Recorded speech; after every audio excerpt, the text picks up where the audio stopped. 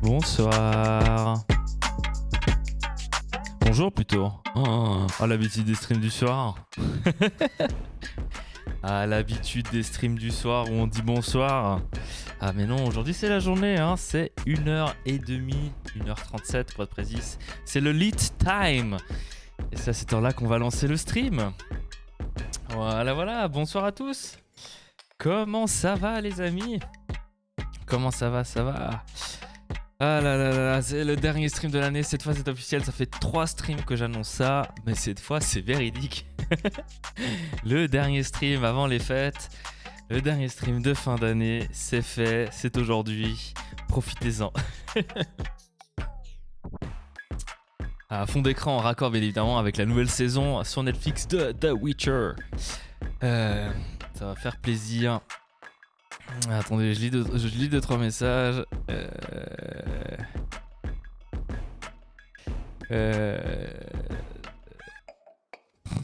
Ok. Alors, on va continuer ce qu'on a commencé hier. Hein, donc, c'est l'application l'application décentralisée React pour le projet Horn.io. On va attendre encore quelques minutes avant de démarrer tranquillement. Je vais déjà commencer à démarrer les softwares, donc PHP Storm, tout ce truc muche. Non, j'ai pas travaillé depuis hier, donc logiquement, j'ai rien besoin de changer. Il va tout me charger ça tranquillou.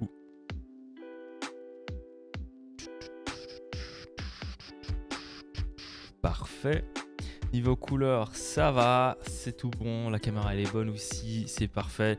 Le plus chiant avec les streams en jour, c'est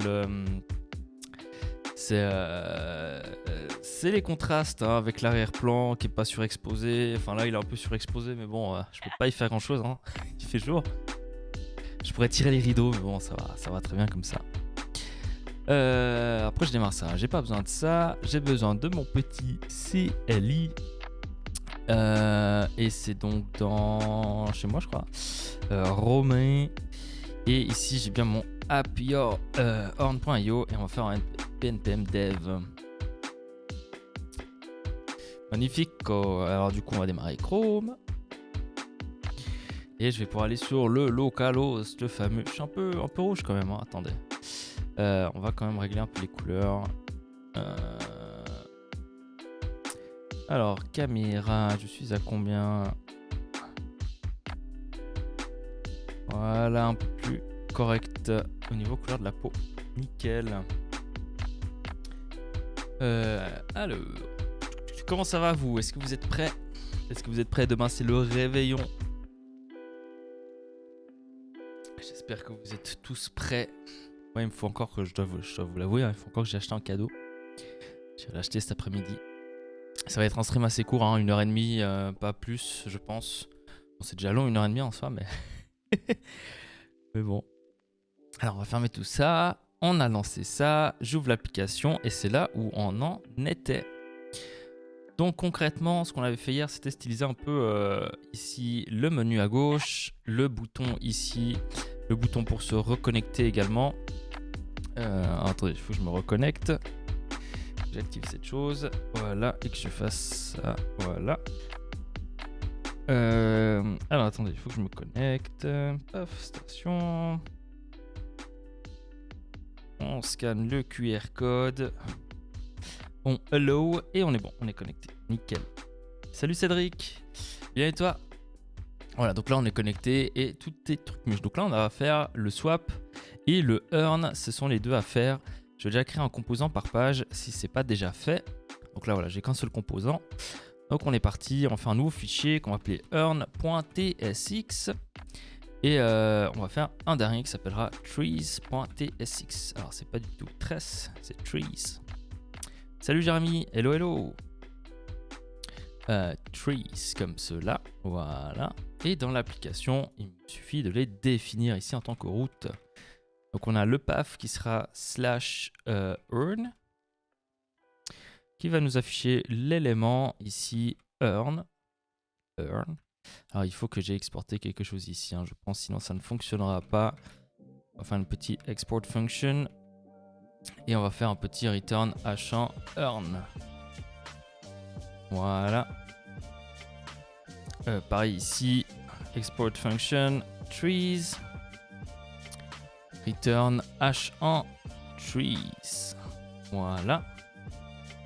Du coup ici maintenant je dois pouvoir l'importer et c'est bon.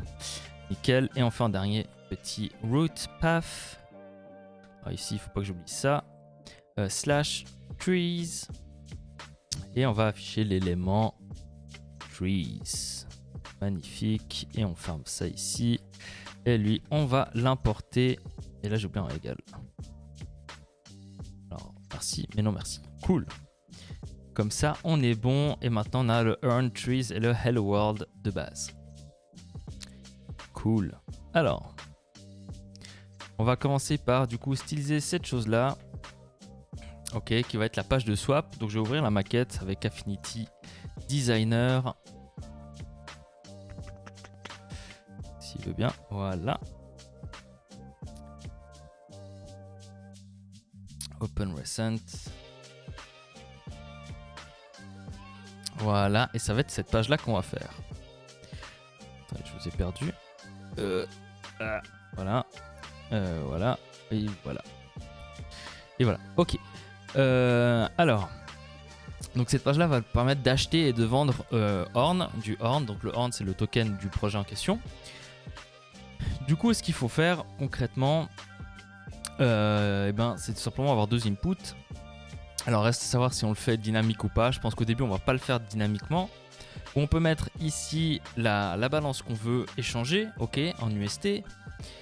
Et après, ça nous donne tout simplement le retour estimé avec le slipage qui est sélectionnable ici. Et on clique sur swap et ça swap, quoi. Le truc assez simpliste, hein. Rien de bien sorcier normalement. Il faudrait aussi qu'on fasse le footer en soi. Et là, il me semble qu'il y a un peu plus d'espace au bas aussi, hein, par rapport à ce que j'ai fait ici. Mais bon, ça c'est du fignolage qu'on pourra toujours faire par la suite, quoi.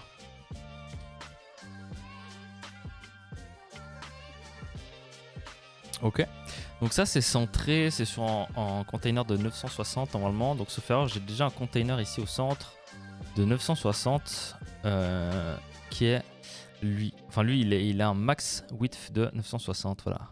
Max width ici de container width, donc on est bon. Ok. Je me demande si je devrais pas faire plutôt juste en width 100% après. Comme ça il prend la taille qu'il doit prendre. Ça peut être intéressant. Salut Paix de Cannes, bienvenue sur le stream. Quel pseudo sympathique. Alors on est parti pour l'interface de swap. Alors quand je regarde ça, moi j'ai l'impression que sur toutes les pages il y a le même type de titre avec la même description de page, hein, donc on va faire un composant pour l'afficher. Ça c'est les mêmes pages. Ouais, j'ai un abonnement ici. Ah c'est possible, il y a eu beaucoup d'abonnements offerts dernièrement. Donc c'est fort possible que si il y a beaucoup de followers qui ont eu des abonnements. J'ai même plus d'abonnements que de viewers, donc dans le sens voilà, j'ai beaucoup plus d'abonnements que ce que j'ai de viewers de base, ce qui est plutôt rigolo. C'est marrant, c'est pas prévu. Donc on va faire ici, alors pour le moment je vais tout coder dans cette page, les composants, et après je vais les extraire petit à petit. Donc là j'aurai un page title, ok, qui va être stylisé, donc avec style component. Voilà, qu'on va importer et ça va être en H1. Ça arrive. On dirait le logo de Next. Ouais, beaucoup de gens disent ça. Ça arrive. Ouais, c'est marrant. C'est marrant, mais. C'est bon. Alors, du coup, il y a un border à gauche qui est la même couleur que le texte, je pense. Donc, on a un border left qui est de à peu près combien? Il est fait de, allez, 5 pixels. De 5 pixels en solide, en var, texte, color, je crois que c'est ça. On va aller vérifier ici, composant, global style. Et effectivement, c'est text color. Ok, ça c'est bon. La font size, elle est de combien à peu près? Ah oui, c'est vrai que c'est pas du vrai font size. Si vous voulez mon avis, elle est genre de 2 rem et on va modifier ça petit à petit. Si ça nous convainc pas. Ici, donc je vais faire mon page title que je vais mettre swap comme cela. Et on va voir ce que ça donne déjà. Il me paraît que ça a l'air pas mal, hein. Et juste peut-être un petit padding left encore à rajouter ici. Donc un petit padding left de var space, space et je pense 2. Je sais pas ce que vous en pensez. Un peu plus, 3. 3 c'est pas mal. J'aime bien 3. Je vais aussi juste changer ici. Non, c'est pas là. C'est dans mon shell. Ici, j'aimerais que mon main il est en width de 100%. Voilà, c'est un peu mieux. Ça, c'est bon.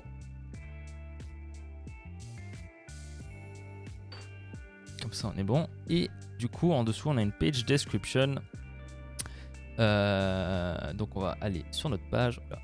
Tac, tac. Et on va faire un petit const page description est égal à styled.p. Tout simplement. La couleur, ça va être la même que le texte normal.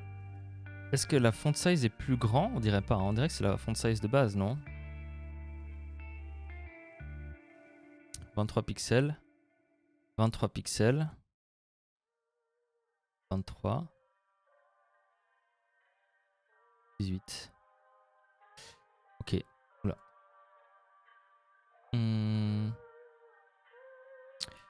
Écoutez, je crois pas que j'aurais besoin de quelque chose. Ici, je peux juste mettre un P.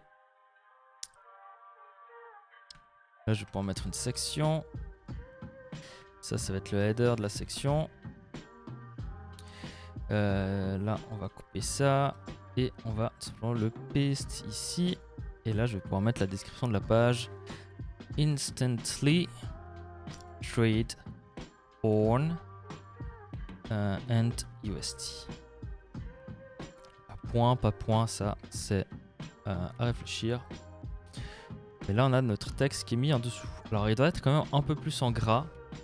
Donc je vais le mettre quand même ici. Et là je vais faire un font weight. Et là je vais mettre medium. J'ai pas medium, je vais mettre bold. On va voir ce que ça donne.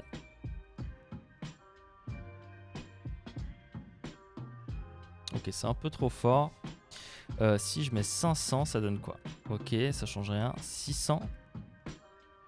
600, c'est un peu fort. À mon avis, j'ai pas le gras. J'ai pas le gras medium encore dans la fonte. Donc je vais laisser comme ça pour le moment, quitte à changer par la suite. Par contre, il y a un espace au-dessus. Donc ça, je vais l'enlever.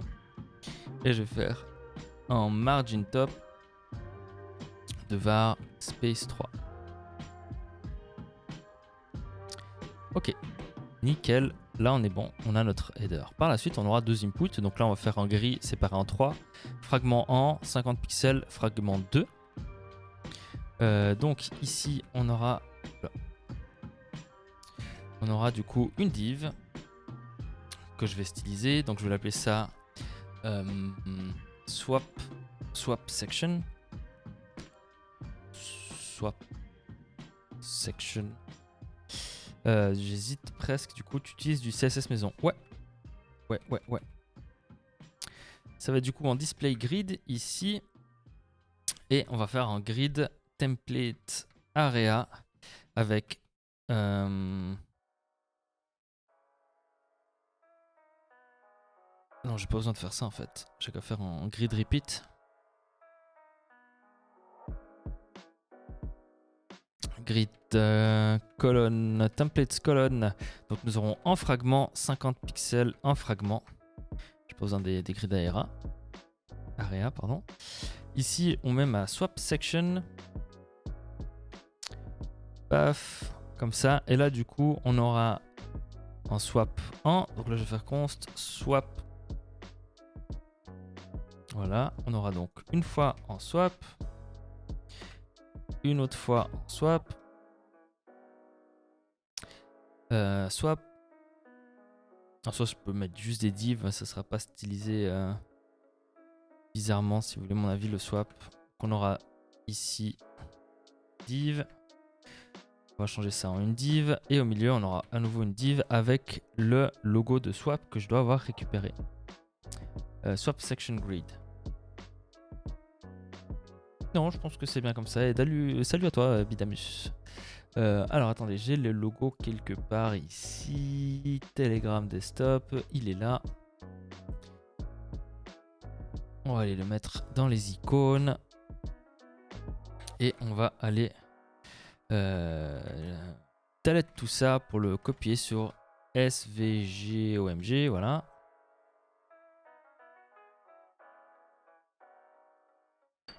On va paste le markup. On le recopie et on le paste ici. Nickel. Je vais aussi renommer ce petit fichier FNF6 en juste swapping. Comme ça, la vie est belle. Cool. Donc là, on aura une image qui va être stylisée, mais on le fera après, sur /icon /swapping.svg. Sans alt. Donc là, ça devrait être 1000 fois trop grand. Ah non, ça va. Pour une fois, ça va. Donc si j'ouvre ici mon main, j'ai bien une section avec mon header. Et là-dedans, j'ai une div à gauche, une div au centre et une div à droite. Cool. De ce que je vois, la div au centre doit être un peu plus grande que 50 pixels. Si mon avis, c'est plus en 100, avec 25 à gauche et 25 à droite. Donc ici, je vais mettre en 100 pixels. Ok. Alors là, le truc, il a pris la taille entière, hein, c'est pas grave. On va le redimensionner. Avec un const swap icon est égal à styled img. Voilà, img. Et là, je vais lui dire que je veux une high de 45 pixels. Voilà. Qu'est-ce que ça donne ici? Cool. C'est plus qu'à le centrer après. Alors là, on est bon. Maintenant, on va faire le swap de gauche. Donc là, tac, tac. Alors, si on réfléchit bien, on a un input. Alors, on aura un input wrapper. Donc, je vais faire une div avec un input. Dans le input wrapper, on aura un span avec la balance. La balance qui sera pour le moment forcée à 103. On aura un button qui nous dit le max. Ok, en dessous on aura un input de type texte. Donc ça c'est bon. Du coup je vais me faire une div d'une div. Alors là je peux peut-être utiliser des meilleurs tags genre section ou autre, hein, je sais pas. Je sais pas ce qui serait le plus intéressant. Genre ça c'est une section ou un article. Je sais pas si ça peut être considéré comme un article. Je vais aller voir. MDN article. Qu'est-ce que ça dit ici? Alors.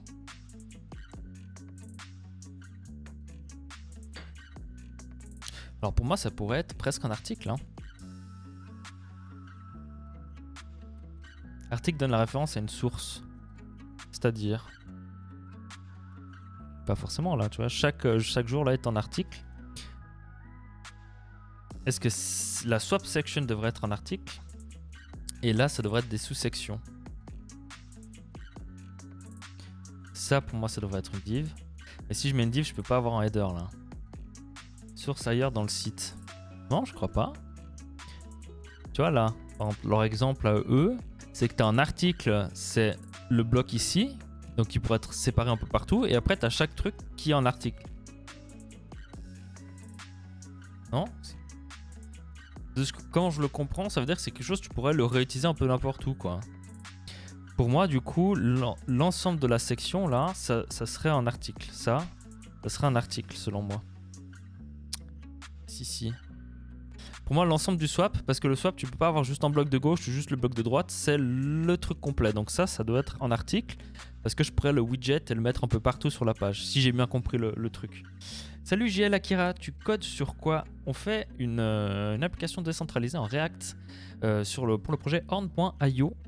Je vais pas être plus descriptif que ça, mais si tu as des questions, n'hésite pas à les poser. Oui, c'est ça. Ok, on est d'accord. Donc là, je mets ça, c'est en article. Et après, un des trucs, ici, c'est une section. Là, je peux faire une section. On est d'accord. Voilà, une section, c'est pour splitter. Ça, c'est une section aussi. Enfin non, ça, c'est une div, on s'en fout. Et là, il y aura une autre section. Au final, ça nous permet d'apprendre un peu l'HTML sémantique. Alors, on est d'accord, là, pour le moment. Parce que je peux splitter un article en plusieurs sections. Par contre, ça, c'est aussi un article. C'est aussi un article. Voilà. Oui. Ok, c'est quoi le logiciel que tu utilises pour le codage? Alors là, j'utilise PHP Storm dans ce cas-là. D'habitude, j'utilise VS Code. Les deux sont très bien. Hein. Mais là, dans le cas présent, aujourd'hui, on utilise PHP Storm. Ok, donc j'ai dit la balance, voilà, avec le bouton max. Ok, la balance qui est aussi en... Oh, attendez. Tac. Ok, bon ça on structurera après qu'on fera les styles. On va pas commencer à splitter tout maintenant. On a notre input, on a l'input wrapper qui est donc cette chose ici. Que je vais déjà nommer, comme ça me permettra de mieux m'y retrouver. Input wrapper, donc là ça va être une div. Ok, la div elle va avoir un border radius. Oh, je suis pas dedans. Un border radius ici var rounded. Et il va avoir un BGC var. Et c'est quoi comme vert? C'est le vert clair, hein, j'ai l'impression.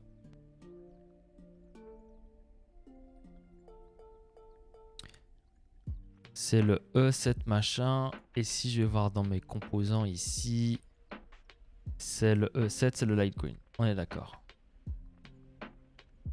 Light green. Voilà, je vais déjà l'utiliser. Ce sera plus simple pour moi que d'avoir des divs de partout. Donc ça, on va changer. Oula. Et ça va être, j'ai dit, le input wrapper. Voilà, on revient sur notre code. Ici, ok, parfait. Alors, par la suite, en dessous, là, on aura des informations. Donc, je vais mettre ça dans une div. Salut, c'est pour un client. Salut Swak. C'est pour un client entre guillemets, ouais. Entre guillemets, un client. Tu ne peux pas changer le langage du logiciel car moi je fais du Lua. Si, certainement. Après, j'utilise PHP Storm parce que je fais de temps à autre du PHP, je fais du Rust et ça gère le Rust. Et je fais beaucoup de JS et ça sert très bien le JS, le HTML et le CSS. Peut-être que pour du Lua, tu auras mieux chez JetBrains. En fait, c'est une suite de différents outils chez JetBrains. Et peut-être que pour le Lua, tu auras mieux. Je peux regarder ici si tu veux. On va regarder dans les plugins s'il y a un plugin Lua. À mon avis, il y en a un. Mais pas forcément pour PHP Storm. Donc là, tu peux taper JetBrains Lua. Et voilà, ils ont un plugin Lua qui peut être installé, mais je pense que c'est plus pour IntelliJ, voilà, qui est leur truc de base, quoi. Alors là, on va mettre en brut les infos, hein. Donc on a un point système gauche-droite, gauche-droite. Là, je me perds toujours un peu si je devrais faire un paragraphe pour chaque ligne avec 2 spans. Niveau sémantique, hein, bien évidemment. Je sais pas quel est le plus... Ou un tableau. Un tableau, c'est pas mal, hein. Là, ça devrait presque être un tableau. Là. Ici, donc on va faire un table. Ok. Avec un T-body. Je sais pas ce que vous en pensez, mais sémantiquement, c'est une table, ça. C'est un casse-tête, le sémantique HTML. Ouais, clairement. Mais j'essaie de faire ça bien. Alors, je sais pas ce que vous en pensez de mettre un tableau, hein, parce que pour moi, c'est un tableau, quoi. Div avec 2 enfants. Ouais, une div, ça irait, mais est-ce que sémantiquement parlant, c'est pas plus logique d'avoir un tableau, en fait? Tu vois ce que je veux dire? Parce qu'effectivement, je pourrais mettre genre un paragraphe ou une div avec 2 spans ou autres qui sont splittés gauche-droite. Mais quand on y réfléchit, c'est un tableau. À gauche, on a la donnée, enfin le label. À droite, on a la donnée. Je me demande... attendez, je vais chercher... est-ce qu'il y a un tag, je crois, description ou autre Bon, enfin, pour moi, je vais faire un tableau. Hein. Ça sera peut-être même plus complexe à styliser, mais je pense que ça casse mieux. Et je pourrais mettre sur le TD... Et où ma souris? Et ma souris, elle est là. Et je pourrais mettre sur le TD de droite qu'il est labellisé par le TD de gauche. Avec des ARIA labels. C'est clairement un tableau. Ouais, on est d'accord. Ouais. Donc ici, et salut Dodo, price per horn. Et là, je vais mettre 0.03. Hein, ça, on va le styliser après. De toute façon, il va être récupéré dynamiquement. Ici, c'est price impact. Là, ça va être combien? Plus 0.3. Et on continue. Hein, TR. Clairement, oui, c'est un tableau. Ouais. Peut-être une liste verticale. Une liste verticale. Ça existe, ça? Ou tu penses en ULLI? Salut à toi, KevScript. DT. Parce que c'est pas vraiment un tableau, parce qu'un tableau, il espère aussi avoir des colonnes avec le header. En fait, pour un tableau, le header, il est en haut, alors que là, moi, le header, un peu, il est à gauche. Oh, Lior, t'étais en stream. Merci beaucoup pour ton raid. Je savais même pas que t'étais en stream, purée. En même temps, tu me préviens pas, là. C'est quoi ça, Lior? Bienvenue à tous ces viewers. Bienvenue. Salut Devlepsy. Hello. On est en train de créer une application en React. Je sais pas ce que vous faisiez chez Lior, du coup. Mais on crée une application ici. On crée une application en React pour une application décentralisée. Vous allez voir, c'est assez sympathique. Et là, on essaie de faire du sémantique HTML. Donc, c'est assez rigolo. Ça fait longtemps que j'ai pas fait de l'HTML sémantique. J'ai envie de m'améliorer là-dedans. Salut Wazims. Hello. Non, pas DLDT. C'est vrai, mais ça semblait pas mal, quoi. C'est toi qui es sémantique. On testait son nouveau setup. Ah, qu'est-ce que t'as fait, Elior? Qu'est-ce que t'as changé comme setup? Décentralisé, ça veut dire quoi? Tu peux en parler. Bien sûr, en gros, on travaille sur la blockchain ici. C'est-à-dire que la blockchain, c'est pas centralisé sur un serveur quelque part dans le monde. C'est comme un peu, vous savez, Tor. Tor, il y a plein de nœuds partout dans le monde. Et puis, vous passez à travers ces nœuds pour accéder à Internet via Tor. Ok, c'est un réseau oignon. Et la blockchain, c'est un peu pareil. Il y a plein de PC différents qui ont une copie de la blockchain dans le monde. C'est comme si c'était un peu à ne pas confondre avec comment on dit. C'est quoi le terme que j'ai utilisé hier? Distribué, voilà, c'est pas distribué, c'est décentralisé. Distribué, ça veut par exemple dire que, vous voyez, Netflix, ils ont 30 serveurs et ben ces 30 serveurs possèdent les mêmes données et quand vous allez chercher une vidéo Netflix, ben, ça va aller chercher le serveur le plus proche de chez vous pour la bande passante et le temps d'attente, etc., etc. Décentralisé, ça veut dire que ben, c'est pas la même entité qui possède ces 30 serveurs qui font tourner la blockchain, c'est 30 personnes différentes et c'est pas 30, c'est des milliers. Et du coup, notre API à nous pour faire notre application, et ben, c'est la blockchain. Donc on va aller taper dans cette blockchain qui est décentralisée. C'est pour ça qu'on fait une application décentralisée. On n'a pas une base de données et une API centralisée. Au final, on ne sait pas chez qui on tape dans la blockchain. Bah j'ai rien. Quand ça bat rien. J'ai installé Streamlabs sur ma tour parce que mon Mac galère de ouf quand je stream. Ouais, c'est horrible, surtout si t'as un vieux Mac. C'est même pas qu'il galère des fois, mais j'ai l'impression moi qu'il part sur la Lune hein, ou sur Mars. Des fois, tellement que ça pousse, j'ai l'impression qu'il veut plutôt partir sur Mars que sur la Lune. Hein. C'est violent. Mais ouais, si ça te fait chier quand tu streams, c'est cool quoi. C'est cool d'avoir une tour pour streamer, je trouve. Tu peux expliquer en quoi qu'est-ce que c'est et en quoi ça consiste le web sémantique? Ouais, bien sûr, en gros, l'HTML, c'est ce qu'on écrit tous les jours. Hein, donc c'est ça, les divs, les sections, les headers, les boutons, les spans et tout ça. Et en fait, ces tags là, ça permet en fait de définir au navigateur qu'est-ce que c'est que ce composant. Là je lui dis c'est un bouton, là je lui dis que c'est un séparateur, là je lui dis que c'est un tableau, une ligne de tableau, table row, tu vois, une cell de tableau, alors je sais pas pourquoi ça s'appelle TD, etc., etc. Et en fait ça le navigateur va les comprendre, mais il faut te dire qu'il y a des gens qui ont besoin d'avoir un robot qui lit ces pages, par exemple les robots qui vont indexer ta page, ou même les robots qui vont lire, pour les aveugles par exemple, qui vont lire ton contenu. Et si tu écris de l'HTML sémantique, ça veut dire que ça suit une sémantique correcte. Par exemple, hein, tu vas pas faire que cette chose-là, hein, qui est clairement un bouton, et ben, tu vas pas le mettre en mode div, parce que pour lui, pour par exemple, le robot qui va lire ta page, et ben, pour lui, ça sera une div, ça sera pas un bouton. Donc il va pas comprendre qu'il peut cliquer dessus. Même si visuellement, tu fais un bouton, tu fais que quand tu cliques dessus, ça clique, etc. Ça, c'est la logique derrière. Mais si sémantiquement, c'est pas un bouton, et ben les robots qui lisent la page ne vont pas le comprendre. Et ça, les gens, ils ont tendance à l'oublier quand ils créent leur page. C'est pour ça qu'en JS, maintenant, les gens, ils ont tendance à plus mettre de formulaire. Ils font juste des inputs et quand tu fais submit, ça submit en JS, etc. Mais c'est faux. Sémantiquement, il faut bien lui préciser. Et écoute, là, il y a un formulaire qui englobe ces choses, etc. Et donc là, on essaie de trouver les meilleurs éléments à utiliser. Par exemple, ça, on savait pas si c'est concrètement, sémantiquement, c'est un tableau, tu vois, avec une entrée à gauche, une entrée à droite, une entrée à gauche, une entrée à droite, etc., etc., etc. C'est pour une liste de définition. Genre dictionnaire, c'est plus une table. Ok. Donc je voulais savoir si tout allait bien sur le PC. Et du coup, comment ça s'est passé, Lior? Je suis sûr que tu m'as répondu, mais j'ai pas encore lu. Beaucoup trop de gens là dans mon chat. En vrai, le sémantique, c'est génial, mais vu que tu fais du React, ça n'a aucun intérêt, non? Non, pas vraiment, parce que les gens qui ont des... Alors bon, oui, ok, ça a moins d'intérêt parce que je ne pense pas que des gens... Enfin, que la CO soit important, mais c'est important pour les gens qui ont, par exemple, des soucis de lecture, des soucis mentaux, j'en sais rien, enfin, les gens handicapés, tout simplement, hein, qui accèdent au site, c'est quand même intéressant. Et puis, c'est de toute façon un exercice à faire. C'est pas quelque chose qui est à rajouter, tu vois, c'est quelque chose que tu peux faire dès le début et c'est réglé, quoi. Et merci beaucoup, Elliot Stream, pour le follow. Pour le référencement naturel, Google. Alors là, oui, pour le coup, je m'en fous de Google, ouais. C'est le Bitcoin qui a inventé la blockchain. Je sais pas. Je pense pas. Le Web3 en gros, pas vraiment. Sans le stream, il est excellent mon Mac, 2 ans. Ouais, mais c'est ça. Mais en fait, dès que t'as une tâche intensive, même moi, quand j'ouvre des fois un projet, tu l'entends quoi. Dior, 2 ans, il est temps de consommer et racheter. Non, 2 ans, ça va. Même de 2012, j'en ai un de 2012, ça tourne encore très bien. Oui. Mais alors les balises button sont pour les formulaires? Bah pas forcément. Hein. En fait, il y a aussi beaucoup de gens qui font faux. Par exemple, ils font ils mettent des liens à tout bout de champ alors que ça devrait être des boutons.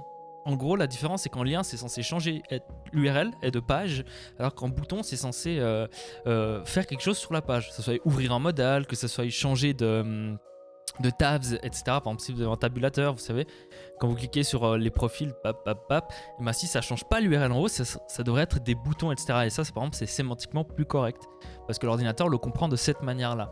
L'utilisateur, lui, il s'en fout, il clique, ça va fonctionner pareil, mais pour l'ordinateur, il faut se dire que l'ordinateur, lui, il a pas votre cerveau, quoi. C'est pas des A du coup. Justement, je suis vraiment pas dans le délire de changer de Mac alors qu'il marche bien, je trouve ça dommage. Bah clairement, hein, ça marche très bien, il y a 2 ans, ça va très très bien. Bah c'est bon Romain, a priori tout fonctionne bien, donc je suis prêt à streamer sur PC. Nice. Ça marche, salut la côtelette, je crois que c'est ça. Merci Lior, c'est très intéressant, merci pour ton explication, c'est très étroitement lié à des problématiques qu'on a en machine learning. La plupart du web n'est pas sémantique du coup, non. Ouais, la plupart du web est mal foutu. Merci beaucoup à Lapinois Black et Wazibs pour le follow. Les gens, c'est en fait aussi le problème au niveau accessibilité, les gens ils ont tendance à en avoir rien à foutre de l'accessibilité et en test tout con que vous pouvez faire, c'est essayer de juste naviguer au clavier sur un site sans des plugins genre Vimtum ou autre. Juste naviguer au clavier et vous verrez que c'est broken du cul en fait. Les gens ils se sont dit je code que pour la souris, ouais. Ou même pour le téléphone, etc., etc. Des fois, c'est horrible. Et ça fait partie de l'accessibilité que vous amenez aux gens. Il faut dire qu'il y a des gens qui n'ont pas d'écran, ils ont leur écran éteint et ils naviguent votre site avec l'écran éteint. Et ces gens-là, ils ont besoin d'aide pour naviguer dans votre site. Parce qu'ils n'ont pas une souris, ils n'ont pas des yeux pour aller cliquer au bon endroit, quoi. Et c'est ça qui est intéressant dans le sémantique. Alors, le sémantique peut vous aider énormément en SEO aussi, mais ça aide aussi au niveau accessibilité. C'est la base d'utiliser les balises sémantiques. Voilà, c'est un peu les gens qui disent moi je fais pas accessible, je ferai ça par la suite, mais autant le faire directement dès le début en fait, parce que c'est un besoin qui est là, qui est présent. C'est pas en mode oh, j'ai pas d'utilisateurs daltoniens qui vont utiliser mon site. Ben vous en savez rien en fait, c'est ça le truc à vous dire quoi. C'est la base, mais il y a énormément de balises qui n'ont jamais été utilisées et ou pas connues. Ouais, tout à fait, Paul Patune. La sémantique c'est le truc qui a tué Bootstrap. La plupart des gens prennent la doc de Bootstrap en full div et la colle, ouais. Les gens sont peut-être pas assez formés à l'accessibilité. Ouais, je pense, mais ça change de plus en plus, donc je trouve ça cool. Je trouve ça plutôt... Oula, je trouve ça plutôt cool.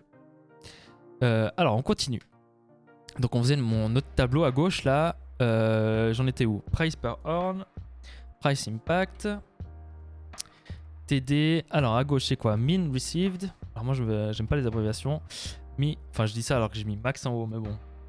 Minimum received. Quand j'ai l'espace, ça me dérange pas de mettre le full terme. Et là, ça va être bon, 50 ans, ça va être calculé, hein, bien évidemment.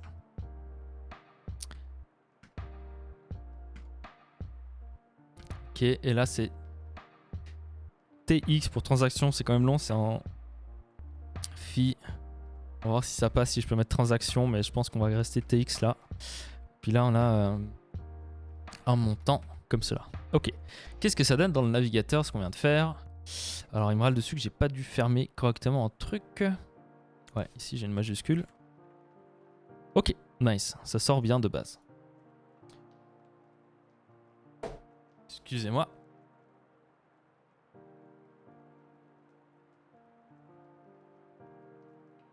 Voilà, autant pour moi. Personnellement, quand j'étais en licence pro 2019, on a parlé d'accessibilité dans un cours. Bah, c'est très bien. Bon, on m'a pas du tout parlé de ça quand j'ai fait mes cours. Hein. Bon, c'était il y a longtemps, mais concrètement, on m'a... déjà, même le JS en général et l'accessibilité, c'était pas vraiment d'actualité quoi, à ce moment-là. Il n'y avait même pas de téléphone, hein, donc le responsive, ça n'existait pas. Quand j'ai fait mes cours, c'était sympathique, quoi. Ok, bah vous voyez là de base, sans avoir stylisé rien du tout, ça donne déjà plutôt bien parce que justement on utilise parce qu'on utilise la sémantique, vous voyez. Donc c'est pour ça que le bouton là, ça se voit que c'est un bouton, ça on voit que c'est un input, etc., etc., etc. Je te donne 26 ans max, what the fuck. Bah t'es pas loin, ouais, t'es pas loin.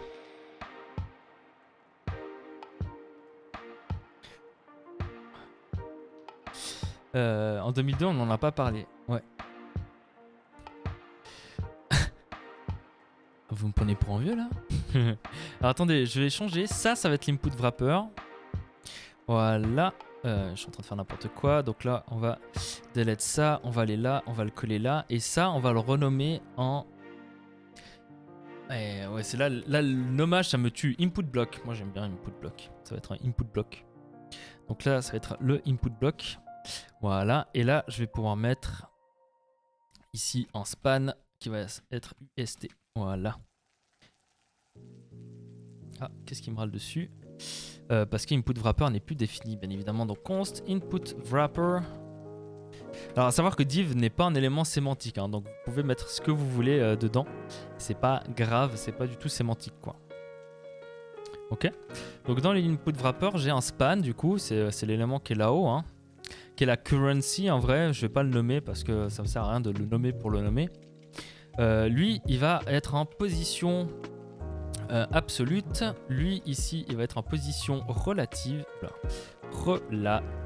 Voilà. Donc déjà là, il devrait être l'un dans l'autre. Parfait. J'ai un input aussi ici. Tac, qui lui va avoir un width de 100%. Paf, ok. Et lui, il va avoir un display de bloc.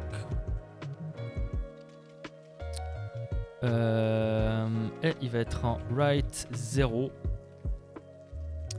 Là, write 0. Ok. Par contre, pourquoi il rentre pas dedans s'il est en position absolute? La question qui tue à 200 €.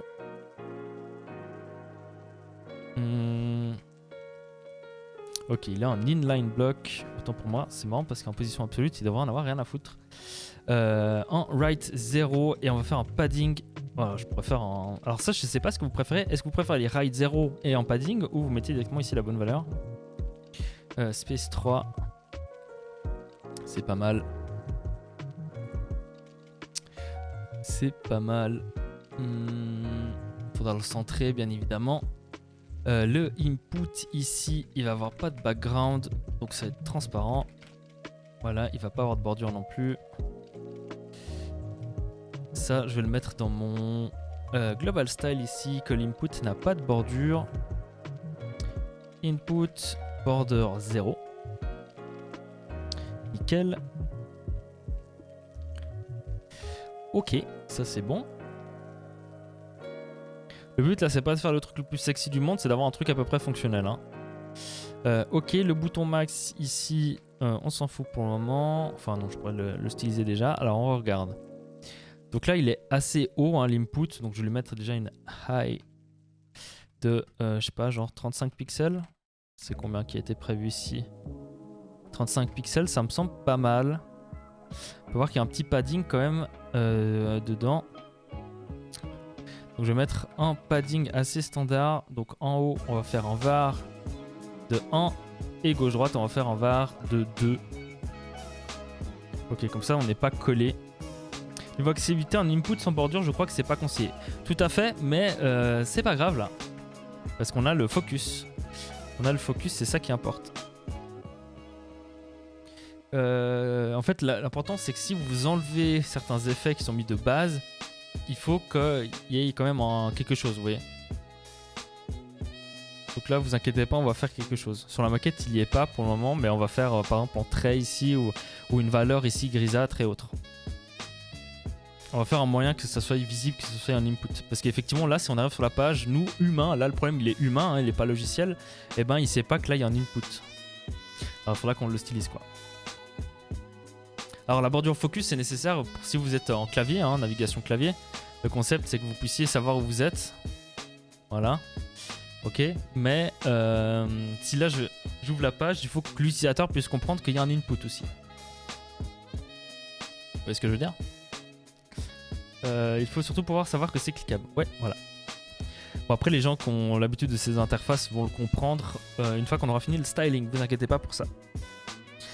Du coup, j'avais quoi? J'ai dit un input block. J'ai mon nez qui me gratte. Après, m'excuser. Ok, donc l'input block, on a un texte qui est en medium. Non, il est pas médium, mais par contre il est en taille 23. Tout le texte est en taille 23 en fait. Hein. Lui, il est en taille 18. Tout le texte en fait est censé être en taille 23. On va aller changer ça dans le global style du coup. Font size, le body. Alors je crois que là je l'ai déjà monté un peu. Voilà. Je l'ai mis en 1.18, donc c'est pas le cas.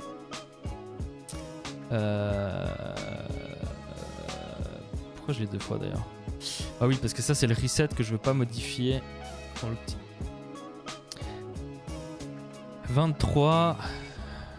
Donc c'est quoi le calcul? C'est 16 est égal à 1 rem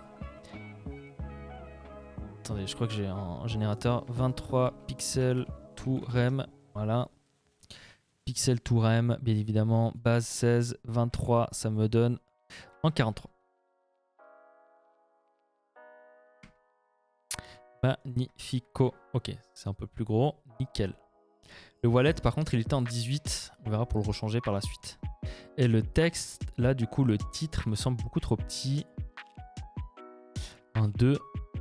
Ouais, non, ça va en fait. Ok, c'est un peu plus gros, ça passe un peu mieux. Qu'est-ce que tu dis? Ok, non, il n'y a pas eu d'autres messages.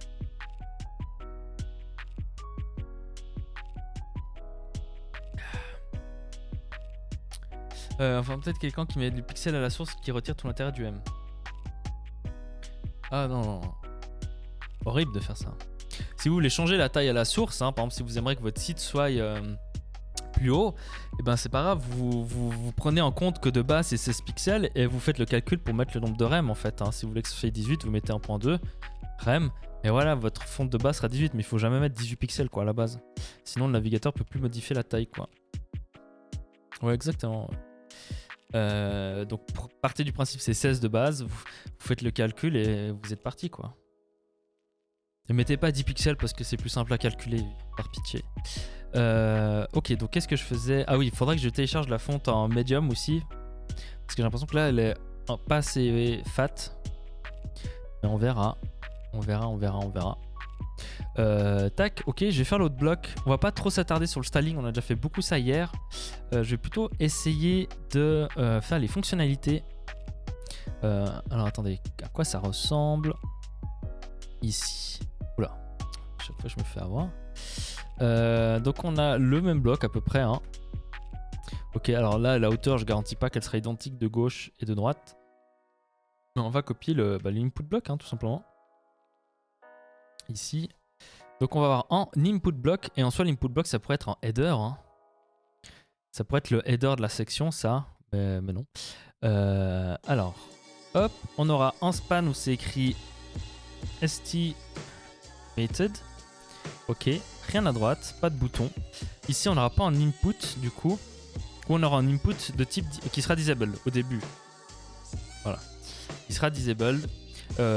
Après, dans le futur, j'aimerais bien qu'on puisse cliquer ici et dire je veux 1000 horns et ça nous calcule le prix qu'on doit y poser au début. Je trouve ça un peu plus sympathique.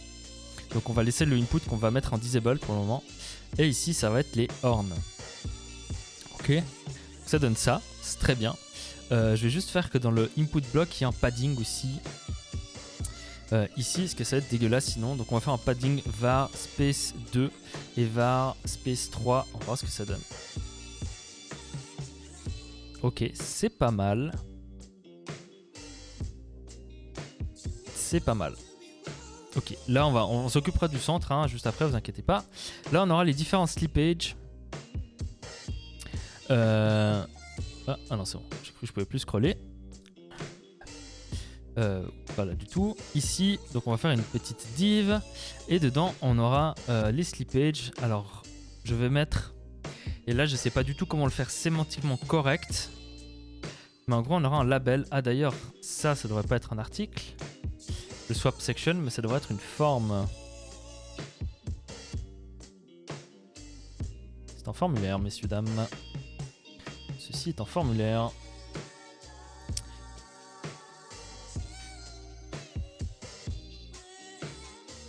Alors je sais pas si je suis obligé de mettre les trucs ou pas. Bon, je vais aller faire des tests unitaires. Bonne journée. Ça marche, merci beaucoup d'être passé. Paix de Cannes. Merci beaucoup.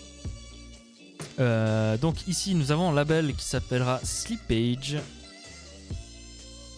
Et après c'est là où je sais pas trop, on va avoir une div. Et dedans on aura des boutons avec 0.5%. Un bouton avec 1%. Un bouton avec 4%. 4 oula, qu'est-ce qui vient de se passer? Un bouton avec 4% et un champ texte libre input. Voilà, un champ de texte libre. Okay, qu'est-ce que ça donne? 5 en et ici j'ai mon champ libre. Ok. Et en dessous j'ai le fameux bouton submit. En dessous de ça j'aurai un bouton swap. Ok, qui sera de type submit. Voilà. Voilà. Et là, ça envoie le formulaire qui sera cette chose-là, avec cet input-là et cet input-là. Toujours un plaisir les tests unitaires. Ah, je sais pas. Et bienvenue à toi, Red H, sur le stream. Welcome, welcome. Ça fait déjà 1 heure qu'on est en live. Oh là là, mais ça va tellement vite. Oh. À nouveau, hein, je le répète, ça va être un live assez court. Hein, donc à 3h, avant 3h, je pense j'arrêterai le live. C'est le dernier stream de l'année, d'ailleurs. Si jamais, pour ceux qui ça intéresse. Ok, du coup, il me reste à faire le swap icon. Donc, je vais appeler... Comment on peut appeler ce middle part? Est-ce que je l'appelle middle part comme en salle?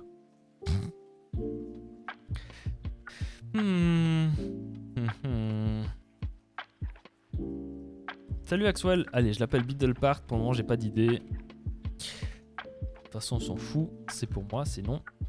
Ça va être un display flex avec un item, align item center et un justify content center. Et le middle part, il va bien évidemment du coup être au milieu. Paf, la vie est belle, magnifique. Alors je crois que sur le design, il l'avait mis en haut.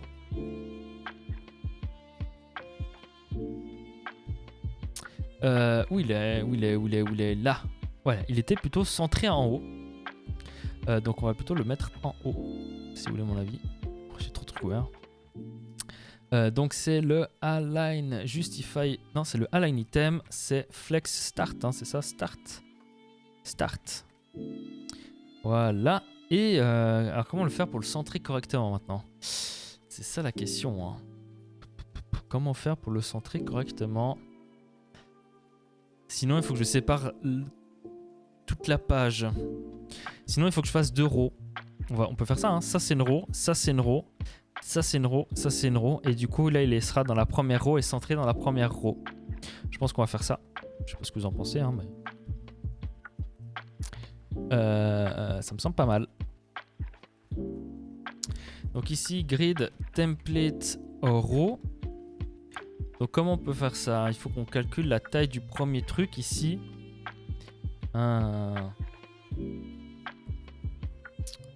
Hello, 2 colonnes avec 2 rows. 3 colonnes. 3 colonnes. 1, 2, 3 avec 2 rows. C'est ce que je pense faire. Mais je suis en train de réfléchir parce que là c'est... Ah oui, il faut que je fasse min content et min content. Voilà. Min content, repeat 2. Voilà. Je ne savais plus exactement. Alors attends, je sais jamais l'ordre. Min content. Je dois mettre quoi en premier? En premier, le nombre de fois. Donc 2 fois. Et là, je veux un min content. Voilà. Ça, on est bon. Je pense qu'on est bon. Margin au top sinon. Non, non, non. Je pense pas. Enfin oui, je pourrais, mais là c'est plus propre de faire ça comme ça. D'ailleurs, je crois qu'un outil pour voir les grids ici, c'est assez sympathique. Si je clique là... Non, alors attendez, c'est pas la bonne. Ça, c'est la grid de la page. Si je vais dans Main, Article, Forme, ici, je clique ici et je peux voir la grid, vous voyez? Voilà. Et là, mon but, c'est maintenant que ici, il y ait une colonne. Donc ces deux choses-là et cette chose-là soient sur la colonne du bas. Et ce que je veux dire, comme ça, là, ça me permettra de le centrer dans ce carré-là. Ok? Vous voyez le truc? C'est vraiment extrêmement puissant les grids si vous maîtrisez ça. C'est pas encore mon cas, hein. Je maîtrise pas du tout extrêmement bien les grids, mais c'est vraiment propre, je trouve, comment ça marche. Et du coup, le input block va être dans la première row. Donc là, c'est quoi? C'est grid row. Et là, je lui dis span en, c'est ça? Je sais jamais comment ça marche, hein, pour les placer dedans une fois qu'on les a définis. Grid row, on va aller voir ça. Hein. Grid row, de en à 3, là c'est, voilà. Donc là, je lui dis en, juste en fait. Le en span 2, c'est quoi le span? C'est quoi le span? Donc là, c'est en jusqu'à, voilà. Et le span, il sert à quoi? Voilà, span contribue de... Je comprends pas. J'ai pas compris en lisant le texte. Donc là, je lui dis en gros que c'est dans le span en. Et là, je pourrais l'appeler... Donc ça, c'est deuxième div. Je vais pouvoir l'appeler metablock styled.div. Et là, je lui dis grid row 2. Et normalement, ça devrait jouer.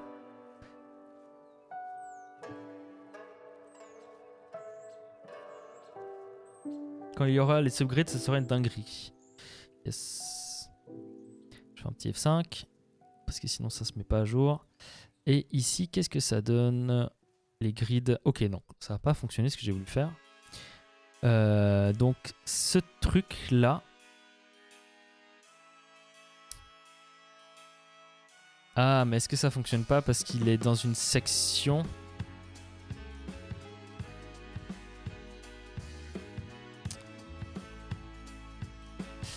Est-ce que ça fonctionne pas parce qu'il est dans une section et que ça passe pas à travers?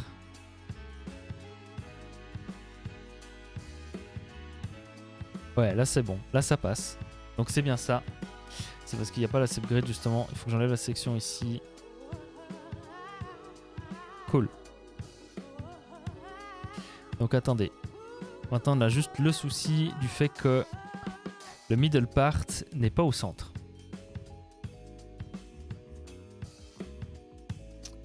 Ah. Il faut... Autant pour moi. Il faut que ces sections soient en display contents. Normalement ça devrait corriger le problème. Attendez, on va réessayer. Ces sections-là, si elle, je la mets en display contents. Voilà. Et celle-là, je la mets en display content. Voilà. Et que j'ai réactive les grids, on peut voir que ça a fonctionné. Ok. Alors oui, il y a tout qui est pété, mais c'est normal. Alors, tac, tac, tac. Donc ici, je l'appelais... Allez, content. J'ai pas d'idée, hein. Je vais m'excuser. Display content. Voilà.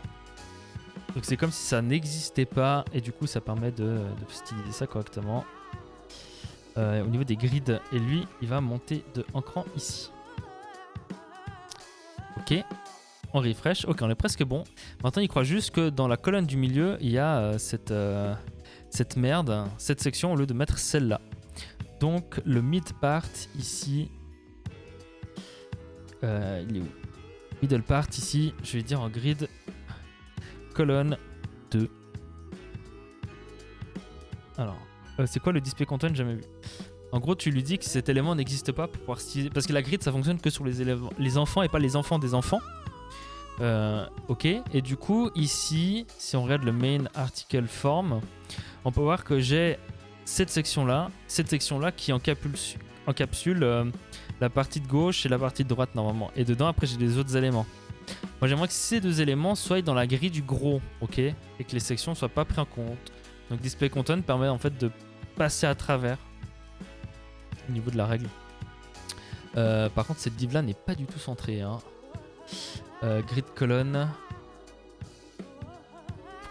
Pourquoi il me met ça en... Je ne comprends pas. C'est 2/3. Ah oui, mais il faut que je précise que je veux la grid row en. C'est ça? Grid row en. Ok, c'est pour ça. Merci Naudu. Salut, merci pour le flow. Je connaissais pas. Yes. Ouais, c'est Graphicart qui m'a appris ça. Il m'a aidé à faire un layout que j'arrivais pas à faire. Au niveau des grilles, c'était assez compliqué. Et il m'a aidé et c'est là où j'ai appris, j'ai découvert le truc. Donc là, on est bon. Et du coup, c'est pour cette section-là. Il faut que je lui précise que ça va à droite ici. Et là, du coup, c'est plus start, c'est center. Normalement, ça devrait être joli. Ok, c'est centré ici. C'est exactement ce qu'on voulait. Il faut juste que lui, là, le méta, il soit à droite.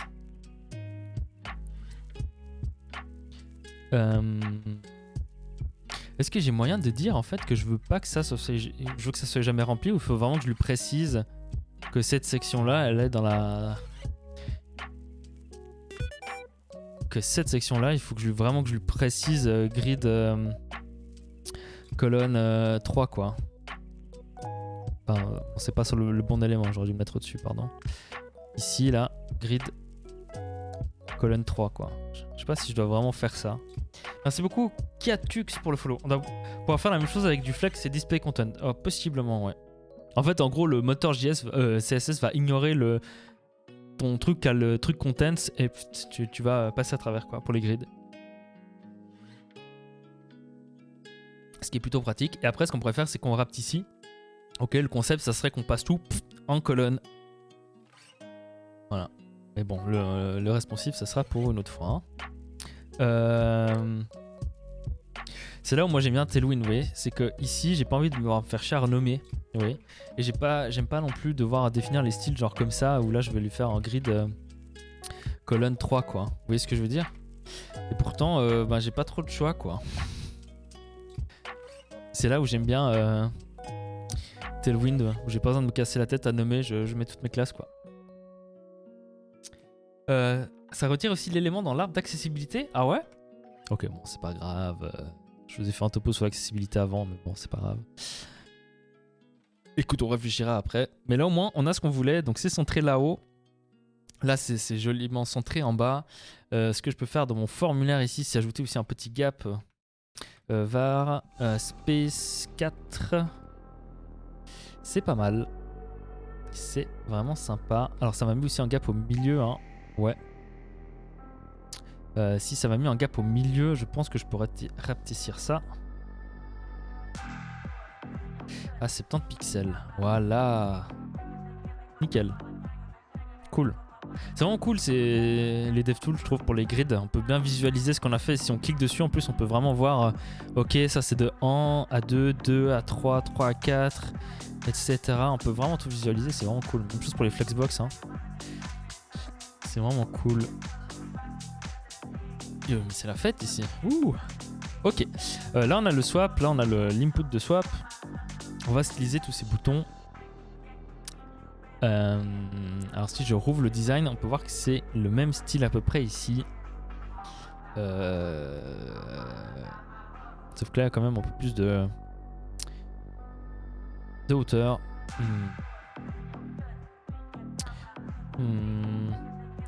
Déjà, ce qu'on va faire, c'est que ici, l'input va avoir un ID de slippage, un name de slippage. Oula. Ok, et l'HTML4 sera pour slippage. Donc on clique dessus, ça va nous emmener dans l'input qui est ici. Ok, ça c'est déjà bon. Les inputs de la balance sont pas en blanc, on le verra pas, non? Ici? Non, vous inquiétez pas, ça va être stylisé après. Vous inquiétez pas, ça va être stylisé après. Il faudrait aussi que je dise que ça soit centré à droite. Et là à nouveau, vous voyez comment je le stylise. Est-ce que je me crée un élément qui s'appelle cell right center? Vous voyez ce que je veux dire? Genre information cell, c'est pas mal ça. Information cell, styled, c'est en TD. Et le texte align dedans, il sera en right. C'est tout le problème du CSS fait maison, c'est qu'il faut tout nommer. Alors des fois c'est pas plus mal, hein. Mais des fois ça fait perdre un peu de temps, on va dire. Cool. Ah, et puis il faut que la table soit à 100%. Je pense qu'elle l'est pas là. Elle l'est pas. Si je mets en width 100%, c'est beaucoup mieux. Donc là, je vais mettre un... Alors c'est dans quel contenu? C'est dans MetaBlock. Alors je vais faire comme MetaBlock Table. Bon, après j'aurais pu le faire aussi comme ça, hein, en soi. Width 100%. Je suis pas obligé de tout nommer, je pourrais le faire comme ça aussi. Cool. Ça c'est fait. Tailwind, c'est la vie. Moi j'aime bien Tailwind. J'aime beaucoup, ouais. Même si beaucoup de gens ont la haine envers cette chose. J'aime bien le critiquer, j'aime bien. Cool. Alors je sais pas si vous êtes team, vous, la devise ou autre est dans l'input, ou l'input s'arrête avant et vous avez la devise à côté, quoi. C'est pas Bootstrap la vie. Alors j'ai jamais utilisé Bootstrap de ma vie. Enfin non, c'est pas vrai, c'est mentir de dire ça. Non, c'est vrai, j'ai jamais utilisé Bootstrap, j'ai utilisé Foundation à l'école. J'ai utilisé Foundation. Bon, qu'est-ce que vous dites qu'on arrête pour les CSS là et on essaie quand même de faire la features histoire qu'on avance en chouïa au niveau de la fonctionnalité. Ok, parce que là c'est tout à fait utilisable. Par contre là je vais juste le mettre en margin top. Var space 6. Voilà, Ça, on peut juste faire la features, même si on la finit pas aujourd'hui. Mais le CSS, ça, je peux toujours faire offline et autres, quoi. La devise en dehors de l'input. Ok, vous êtes team, la devise en dehors de l'input. Tailwind, c'est bien seulement si tu fais plein de composants dans un projet Twig, c'est dur. Bah, pas vraiment, parce que tu peux faire des composants avec Twig aussi. Après, il y a toujours des gens, ça va être dur de les faire changer d'avis. Moi, je dis chaque fois, hein, utilisez ce que vous aimez utiliser. Le gros avantage que je vois avec Tailwind, c'est quand vous êtes en équipe. Voilà. Quand vous êtes en équipe, c'est extraordinaire parce qu'en fait, vous avez une convention de nommage qui est stricte, que vous ne pouvez pas changer, qui a été définie par la librairie que vous utilisez, par le framework que vous utilisez. Que vous reveniez dans, moi j'ai remarqué le cas, j'ai dû ouvrir un projet que j'ai codé avec Tailwind 0.1. C'était à tous les débuts de Tailwind 0.1, j'ai dû le rouvrir et j'ai pu directement y rajouter des classes, y rajouter des trucs. J'ai pu éditer mon truc, hein, j'ai pu faire ce que je devais faire. Pourquoi ? Eh ben parce que justement ça suivait une convention précise qui existe depuis maintenant X années, hein, depuis que Tailwind existe, c'est toujours la même. Et ça m'a permis très très facilement d'entrer dans le code et de modifier ce que je devais modifier, quoi. C'est juste une production, la maintenabilité du truc est extraordinaire, quoi. Le truc avec Twix, je trouve ennuyeux, c'est la fatigue de mettre les includes ou les embeds. C'est très verbeux comparé à des custom elements vus et React selon moi. Ah ouais, ok, je sais pas. J'ai l'habitude de Edge avec Adonis ou de BladeX avec Laravel et c'est assez simple du coup. Mais franchement, voilà, si vous êtes seul sur un projet, moi je peux comprendre que vous préférez les CSS maison, mais dès que vous êtes plusieurs, en fait, le fait que ça vous force une certaine convention, le fait que c'est la même convention depuis plusieurs années, etc., vous offre une maintenabilité de fou, quoi. Vous ouvrez un vieux projet d'il y a plus d'1 année et 6 mois, c'est énorme en dev, 1 année et 6 mois, vous allez vous y retrouver directement et pouvoir directement travailler dessus, quoi. Vous n'allez pas devoir réapprendre toute l'architecture CSS maison, custom, que vous avez fait, votre convention de nommage qui suit BEM, mais pas exactement, etc., quoi. Quand tu ouvres un projet bien gros en CSS custom, tu as une grosse équipe dessus, tu vas vite avoir des classes qui sont dupliquées. Ils font la même chose, ouais aussi. J'ai du mal avec les frameworks CSS, j'ai l'impression d'être bridé pour pouvoir faire comme je veux. Bah ouais, je suis d'accord avec toi aussi. Moi j'aime pas les UI kits, hein. Je déteste les UI kits. Donc voilà quoi, c'est... J'aime pas les UI kits. Alors ce que je vous propose, c'est qu'on aille voir sur un site qui fonctionne déjà, QGIRA, histoire juste de voir comment ils ont fait les requêtes exactement qui sont envoyées. Et je vais aller voir le lien exact. Parce qu'on va aller regarder ça. Donc attendez, tac, c'est slash. Tac. Ok, donc là, si je vais dans la section swap, on va regarder les requêtes, on va inspecter ça, qui sont envoyées pour faire le calcul. Donc déjà, on va refresh la page, voir ce qui est chargé de base. Tac, donc nous avons... Bon, Sentry, on s'en fout, ça on s'en fout. Ok, donc là, qu'est-ce que c'est comme requête ? Le query message. Alors si vous voulez, moi c'est pour un swap. Alors ça part où ? Sur contract, store, query message. Alors on va aller B64, cette chose.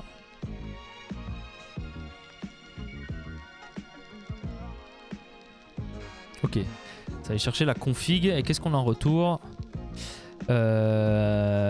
Ok, on s'en fout. Alors là, je pense, qu'est-ce qu'on a ? Contract, store, message. Et merci beaucoup, Blomqvist, pour le follow. Merci beaucoup, ça fait plaisir. On est bientôt à 950. Est-ce qu'on atteindra 950 avant Noël ? Ok, ça m'intéresse pas. Ici, ça m'intéresse déjà un peu plus. Qu'est-ce qu'on a ? Les tokens, info, merci beaucoup. Alain B pour le follow, merci. Ça fait plaisir. Ok, on a des infos de tokens. Là, on a le amount. Alors, où est-ce que cet amount est retrouvé ? Nulle part sur cette page. Je pense que cela être issu d'autre chose. Ok, Sentry à nouveau. Et là, on récupère le même message. Ok. Donc là, maintenant, si je mets 10, je me mets à 0. Ok, parce que je ne suis pas connecté et que je n'ai pas d'UST, si vous voulez mon avis. Je vais voir si je peux me connecter sur le testnet. Ok, ça passe. Alors, on va refaire un petit F5. Ok, donc là, on voit qu'on cherche beaucoup plus de trucs. Et on voit déjà qu'on cherche beaucoup de trucs à double. Là, on a JIP25. Là, on a JIP25. Là, on a JJB. Alors, on cherche des trucs à double, hein. C'est pas ouf ici, mais bon, écoutez. Alors là, je pense qu'il y a des contrats qui n'existent pas. Alors si maintenant je mets un montant, donc le calcul là, il est fait 100% côté front. Donc il doit avoir récupéré quelque part là-dedans. Et moi je sais pas exactement le message qui t'a envoyé. Alors là c'est la balance je pense de QJ qu'on a. Hein. On va aller décoder le payload ici. Tac, tac, tac, décoder. Voilà, là on cherche la balance pour l'adresse X. Ça c'est clair. En fait, vous savez quoi, je vais aller voir la doc de TerraSwap, hein, ça sera plus rapide. Docs.terraswap. Voilà. Alors, query.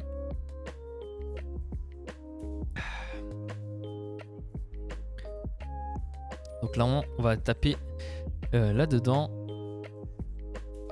Ou pas, on va taper dans la paire plutôt. Alors, balance, voilà, c'est ça. Balance et l'adresse, donc ça, c'est ce qu'ils ont utilisé. Parfait. Non, ok, c'est bon, pas d'autres messages. Bon, c'est pas vraiment une doc, hein, ce truc, ça c'est de la merde, mais bon, on va faire avec. Alors, ça c'est pour withdraw, c'est pour provide liquidity, mais c'est pas ce qu'on va utiliser. Nous, là, on aura la simulation. C'est marrant qu'ils fassent pas une simulation d'ailleurs. Donc, en fait, tout leur calcul là, il est fait côté. Bon, pourquoi pas, hein, côté client. Au final, ça donne un truc un peu plus sympa. Ils font pas du tout de simulation de transaction. Et là, on a les messages de swap. Ok, bah on est parti, quoi. Donc moi, ce qu'il faut que je query, c'est le prix, tout simplement. Alors, je réfléchisse. On va ouvrir Insomnia. Enfin, la balance, déjà. Que je vais me sortir sur la gauche, histoire que vous ne voyez pas le contenu. Et je vais me créer ici une nouvelle collection. Voilà, on est parti. Je vais me créer un environnement. Paf, que je vais appeler testnet. Et là, j'aurai un LCD. Alors, je crois que ça doit être du JSON pur. Et le LCD, ça va être Bombay. C'est cette merde là. Paf, ok. Et pour moi, on va avoir que le testnet. Ok, on va créer une requête.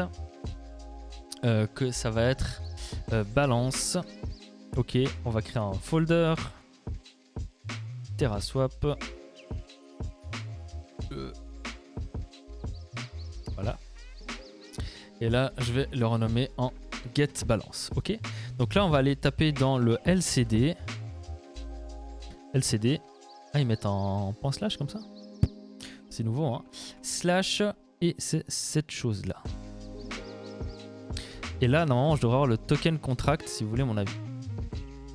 Alors, attendez, je vais rajouter dans l'environnement, ici, mes différentes informations.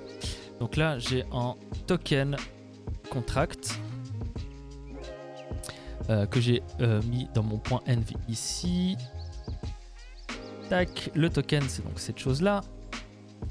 Ici, je vais avoir la paire qui est donc ici. Et ici, je vais avoir le LP, pas prêt, hein, tout ça, qui est là. Paf. Ok, donc j'ai tous mes trucs ici. Et il n'y a pas de virgule à la fin. Nice, ok. Donc là, on va aller taper sur... alors du coup, si j'ai bien vu, il faut que je mette souligné point. Et là, je peux mettre mon token contract. Ok, et là, il me dit error parsing unovariant pairs. Expected balance... ok. Alors là, c'est peut-être pas le token, c'est la paire. On va voir. Hein. Attendez, il faut que je change de query message aussi. Donc ici, ça va être en multipart. Non, ça va être en forme, encoded URL. Et on aura un query message. Et là, est-ce que je peux lui dire que c'est un truc B64 ou pas? Est-ce que je peux lui faire une transformation? Je sais qu'il y a moyen de faire des trucs assez de ouf. Voilà, B64 encode. Et là, je vais pouvoir lui mettre un texte. Et normalement, il devrait l'encoder en B64. Si je vais voir dans header,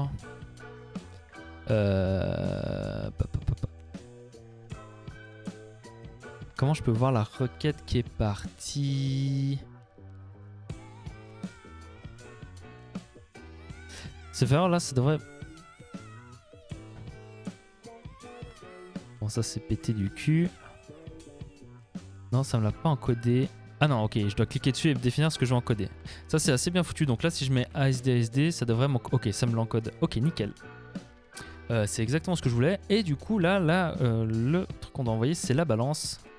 comme ça. Et là, je dois mettre ma human address qui est donc paf, qui est donc ce qui est mis en haut ici et c'est ce qui est mis là. Je copie ça, je vais ici et je la colle là. Voilà. Donc là, c'est mon message qui est encodé. On est bon.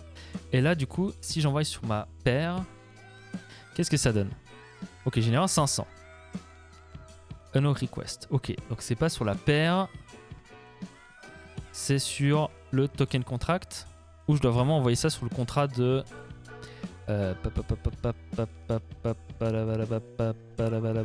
va aller revoir. Est-ce que je dois vraiment envoyer ça là-dessus? On va voir. Hein. Si ici je change et je mets ça.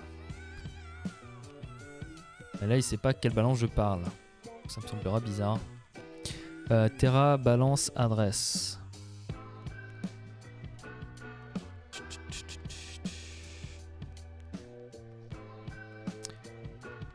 C'est là où je vous dis que la doc est pas ouf quoi. Alors on va retourner ici du coup. Et c'était dans celui-là. Donc là il va taper ce contrat là. On va aller voir ce que c'est que ce contrat. Sur le testnet bien évidemment. Ok, c'est le contrat de stacking. Ok. Donc moi c'est pas ça qui m'intéresse. Moi c'est la paire qui m'intéresse. Donc on va aller voir ce contrat là. Qu'est-ce que c'est que ce contrat là? C'est le QJ token. Ok, nice. Et quel est le message du coup que tu envoies ici, mon cher ami? Tu vas demander la balance sur le QJ token. Ok. Et c'est bien WASM beta contract store. Ok, donc on est correct au niveau de l'URL ici. Donc V1 beta / contract. Ok, et là je dois mettre le token contract / store et je devrais lui envoyer la balance pour mon adresse. Hein. Et là ça me retourne une erreur vide. Nil nul argument. Arg2 contre refill unknown request.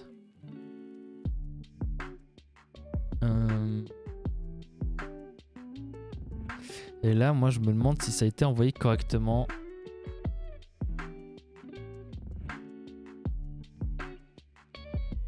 Vu que je le veux en get. Ah, je dois mettre dans le query string, je suis juste débile en fait. Ici. Ça, je peux le copier-coller. Bon, c'est fabuleux. Ok, on refait. Ici, nobody. Yes. Send. Ok. C'est bon, on a notre première query. Ça nous permet de récupérer la balance qu'on a du coup du nombre de tokens Horn dans notre wallet. Ok. Donc on va aller taper là-dedans dans le contrat du token et avec notre query message qui est B64 encoded bien évidemment. Et ça me dit que j'ai une balance de 0 du coup sur ce compte. Ok. Alors on est parti là pour faire un peu plus. Moi ce que je propose c'est que je commit avant. Paf. Qu'est-ce qu'on avait fait dans la sidebar? Merci beaucoup Bob l'éponge pour le follow. Ah oui on avait fait ça. Ok tac. Et qu'est-ce que j'ai dans unversioned? Tac. Ok. Et là je vais mettre fit pages. Ça. D paf. Oula. Qu'est-ce que j'ai fait? Ici. D.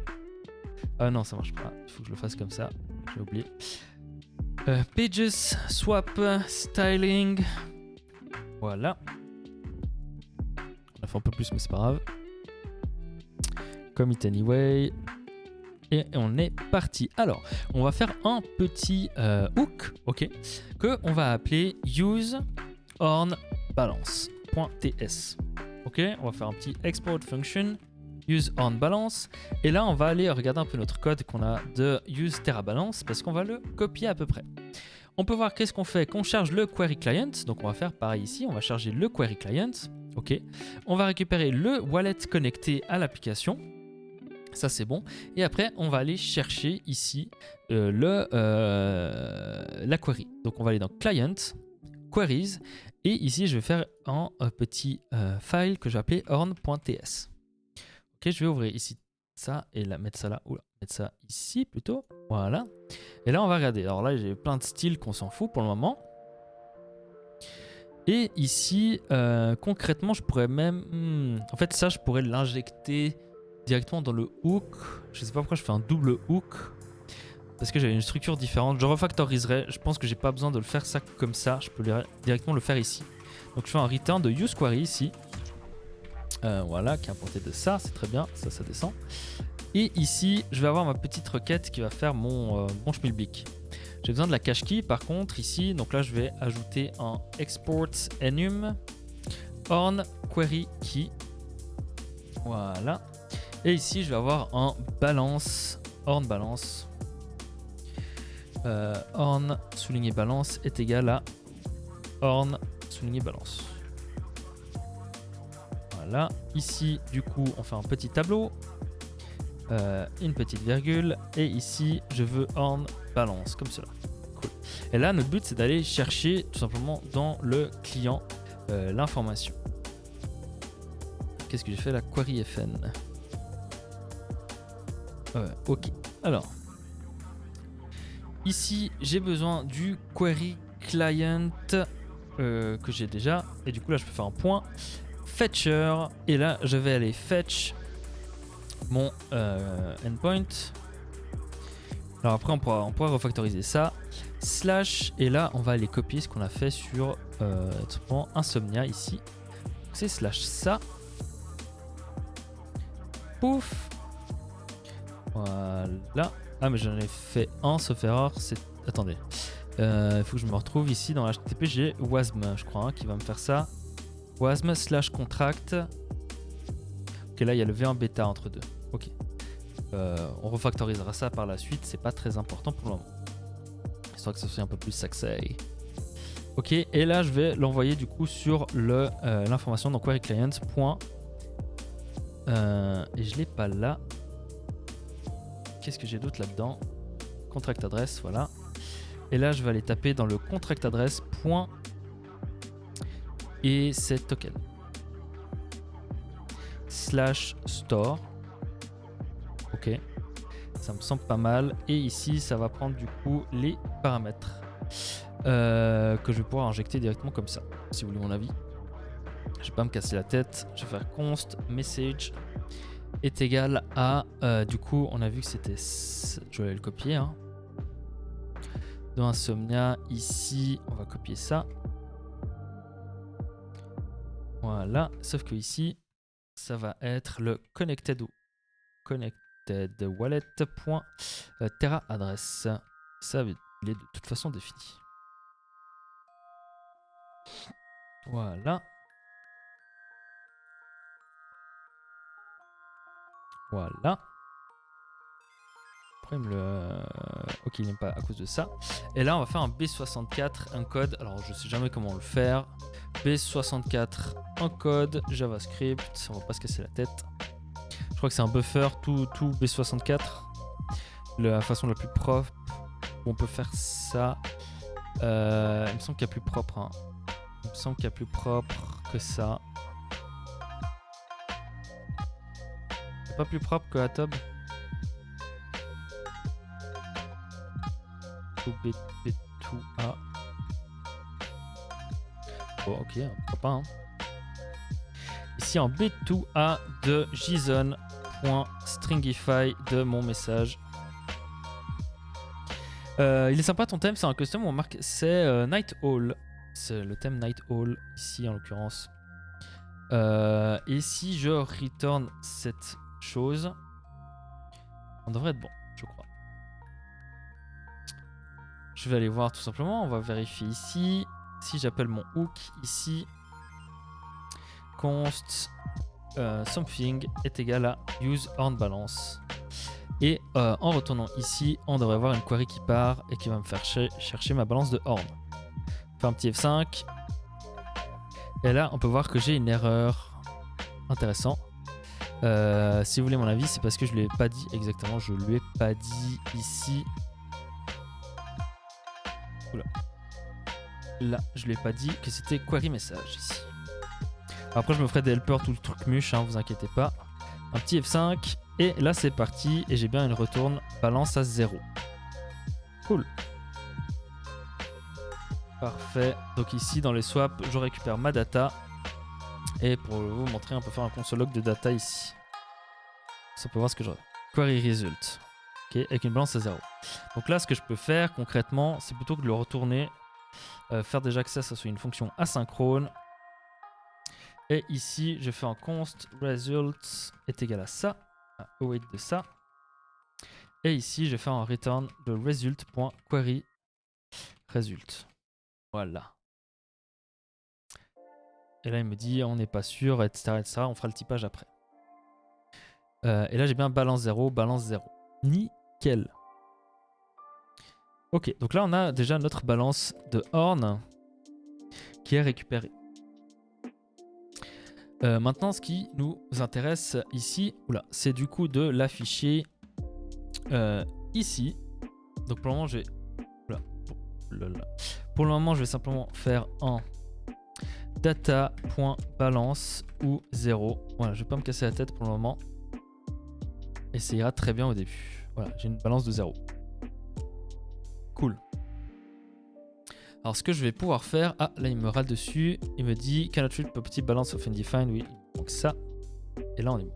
Alors je vais aller sur terraswap.io et je vais faire là une transaction pour avoir quelques horns et voir si ça change. Donc je connecte mon wallet ici. Je suis toujours en testnet. Merde, j'ai deny. On va refaire. Extension, jeu Halo. Et du coup, je veux avoir de l'UST. Je vais dépenser 10 balles pour acheter du Horn qu'il ne connaît pas. Donc, je vais mettre le contrat à la mano.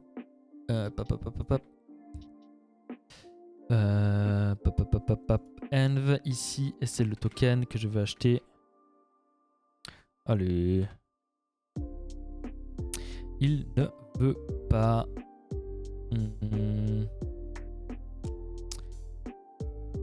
Il est bien déployé sur le testnet. Si là je mets Horn.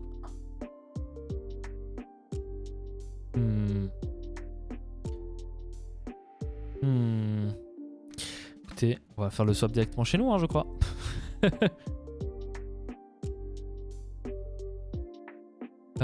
Et c'est 3 heures.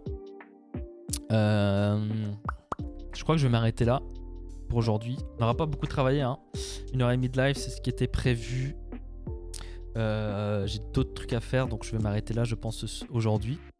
Ce projet, je risque d'avancer beaucoup en hors live, mais il est open source. Enfin, il le sera dans l'après-midi, j'espère, dès que j'ai les accès, en fait. Je vais voir si je les ai pas eu entre-temps. Non. Ok, mais je vais m'arrêter là pour aujourd'hui, mesdames et messieurs. On aura avancé au niveau du styling et on aura déjà fait la balance. Et il nous restera à faire le bouton swap qui va nous swapper les jetons de l'un à l'autre. Mais ça, je le ferai certainement en hors stream. Merci Dioseb pour le follow. Et vous inquiétez pas, même si je travaille et je finis ce projet en hors stream, on le reviewera ensemble et on fera certainement du refactoring et tout ça en stream après les fêtes. Voilà, c'était mon dernier stream de l'année. Ça fait plaisir, vous étiez plus de 50 alors que vous êtes censé être en train de travailler pour la plupart, je suis sûr. Merci à tous, merci Forels pour le follow aussi. Sur ce, moi je vous souhaite à tous de très très belles fêtes. Très belle fête à tout le monde. J'espère que vous avez passé un joyeux Noël pour ceux qui fêtent Noël. Une bonne année aussi. De toute façon, on se reverra certainement sur d'autres lives, mais pas. Moi, je ne serai pas en live avant l'année prochaine, certainement. Et ça fait une présence. Ouais, c'est cool. Moi, j'aime bien écouter des lives en travaillant aussi, parce que ça fait une présence en fond. Sur ce, merci à tous d'avoir suivi en tout cas ce live.